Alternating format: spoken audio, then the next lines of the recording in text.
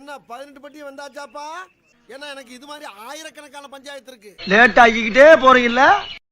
இந்த பையனை ஏன் வேணான்னு தோணுச்சு உங்களுக்கு? என்ன ரீசன்? நாங்க ஒரு கேஸ்ட். இந்த காலகட்டத்தில் பாய்ஸ் கேர்ள்ஸ் வீட்டுக்கு வருதுன்றது ஒரு சந்தேகம் வர மாதிரி இருக்காது இல்லையா? இவர் திட்டாத வார்த்தைகளே கிடையாது கல்யாணத்துக்கு முன்னாடி என்கிட்ட. அவெல்லாம் ஒரு பையனா இவனை போய் சூஸ் பண்ணிருக்க அப்படின்னு என்ன பேசுனாங்க? இதெல்லாம் வேணாம், செட் ஆகாது, முஸ்லீம் நாங்கள் இந்த. அதை வேற ஞாபகப்படுத்திட்டீங்க. நெஞ்சமெல்லாம் பொண்ணு அறக்கு தம்பி, மறக்க முடியல. சொல்லுங்க, ஆரம்பிக்கலாங்களா? இந்த பையனை ஏன் வேணான்னு தோணுச்சு உங்களுக்கு? என்ன ரீசன்? சார் ஒரு கேன. என்ன சொல்ல சொன்னா என்ன சொல்லிட்டு இருக்க? வேணாம் இல்லை, அதாவது நான் இப்போ சொல்லலாமான்னு தெரியல. நாங்கள் ஒரு கேஸ்ட்டு. என்னடி இது? வேணாம், அவங்களும் வேற ஒரு கேஸ்ட்டு. ஏன்னா ஏஜ் இந்த இது டிஃப்ரென்ஸ் இந்த இருக்கு ரெண்டு பேருக்கும். இந்த மாதிரி ஆசைப்பட்ட வாழ்க்கை கிடைக்கலனா கிடைச்ச வாழ்க்கையை ஆசைப்பட்டு ஏத்துக்கணும். இப்போ எவ்வளோ நெருக்கம்? அப்பாக்கு வந்து ரீசெண்டா ஒரு ஆக்சிடென்ட் ஆச்சு. ஒரு அது அடிமனசை தொடர்றதுன்னு அர்த்தம். பாடியை தொட்டா மனசை தொட்ட மாதிரி. உனக்கு அமையுது, எனக்கு அமையல. 2 hours Pondicherry, Chennai to Pondicherry 2 hours 2.5 hours ஜிஹெச்கே வந்துட்டான். ஏகாம்பரம் அலாட் ஆயிக்கடா. ஸோ வந்துட்டு அப்பாவுக்கு வந்து அந்த பார்த்துக்கிறது, அவங்க அப்பாவுக்கு வந்து இங்கே 7 stitches போட்டிருக்காங்க.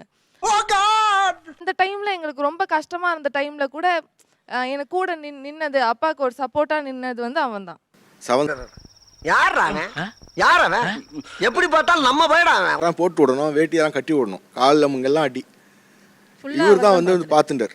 3 days பொண்ணு தெரியாத ஒரு பையனுக்காக கண்ணீர் விடுற அந்த மனசு இருக்கு. ஒரு பையன் என்னெல்லாம் செய்யணுமோ அதை அவர் பார்த்ததுனால இவருக்கு கௌஷிக் ரொம்ப மேல ஒரு பாண்டிங் ஆயிடுச்சு. மரியாதை ரொம்ப வந்துருச்சு. எனக்கு வெக்கமா போயிடுச்சு. இந்த அண்ணன் மேல இருக்க பாசத்துல அப்பாவிகளை யாரையும் கொண்டு விடாதீங்கப்பா. ஒரு புள்ள வந்து பார்த்துப்பான்னு தெரியுது.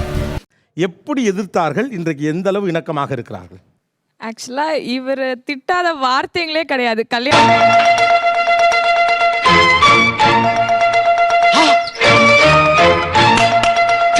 கல்யாணத்துக்கு முன்னாடி என்கிட்ட. அவெல்லாம் ஒரு பையனா இவனை போய் சூஸ் பண்ணிருக்க அப்படின்னு. பர்சனாலிட்டிக்கு ஏத்த ஹஸ்பண்ட் நீ இல்லடா, இனிமேல் உன் கூட வாழ மாட்டான்டா அப்படின்னு இமிடியேட்டா ஒரு டைவர்ஸ் லெட்டர் கொடுத்தீங்கன்னா அப்படியே கொண்டு கோர்ட்ல கொடுத்து ஜோலியை முடிச்சு போயிட்டே இருப்பேன். ப்ரொஃபஷன் முதற்கொண்டு ஸ்டார்ட் பண்ணி பையன் ஃபேமிலி முதற்கொண்டு எல்லாரையும் கழுவி ஊத்துனாங்க. கெட்ட கெட்ட வார்த்தையில காதெல்லாம் கருகிற மாதிரி திட்டுறாங்கடா. 7-8 தலைமுறையை தோண்டி எடுத்தாடா கிழிக்கிறது.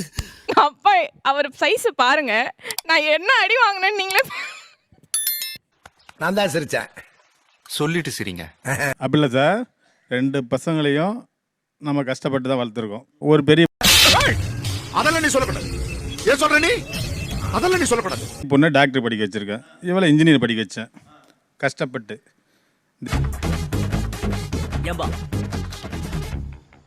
நோய் என்ன நீ பைத்தியக்காரனவே நினைச்சிருக்கிறல்ல. கிட்ட கூட நான் அவ்வளோ பேசியிருக்க மாட்டேன் சார். டெய்லி ஒரு 1/2 hour என்னாச்சு, டெய்லியும் ஒரு 3 நாளைக்கு 3 தடவை கால் பண்ணிவிடுவேன்.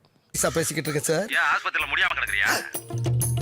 எப்படி பேசினாலும் கேட்டு போடுறானே அவருக்கு. மாமனார்? ஆமாம், டெய்லியும் கால் பண்ணி சொன்னதே தான் நானும் சொல்லுவேன், அவரும் சொன்னதே தான் சொல்லுவார். இது ஒரு 3 மாதம் இப்படியே தான் போச்சு. 3 மாதம் இப்படியே தான் போச்சு. அவங்களுக்கு என்ன ஆச்சு, இந்த சீப்போன்னு ஆயிடுச்சானு தெரியல. கடைசியாக பொண்ணு கொடுத்துட்டாங்க. நீ அப்படி வரியா? அரை மனசா ஏத்துக்கிட்டு இப்போ எந்த அளவுக்கு நெருக்கமாயிட்டாங்க மாமனாரும் மாப்பிள்ளையும்?